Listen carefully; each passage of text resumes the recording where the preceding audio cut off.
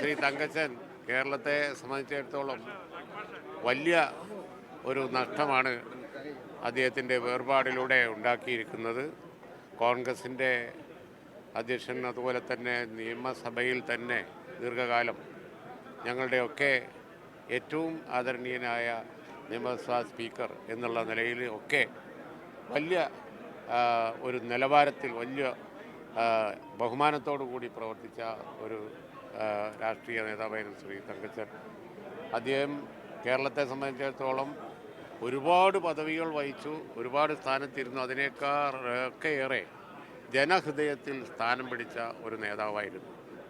Speaker എന്നുള്ള നിലയിലും മന്ത്രി എന്നുള്ള നിലയിലും അതുപോലെ തന്നെ കോൺഗ്രസിൻ്റെ നേതാവ് എന്നുള്ള നിലയിലും UDFൻ്റെ കൺവീനർ എന്നുള്ള നിലയിലൊക്കെ വിശ്വാസ്യതയോടുകൂടി പ്രവർത്തിച്ച ശ്രീ തങ്കച്ചൻ്റെ വേർപാട് അതുകൊണ്ട് തന്നെ കേരളത്തിന് പൊതുവിൽ ഉള്ള നഷ്ടമാണ്, സമൂഹത്തിനുള്ള നഷ്ടമാണ്.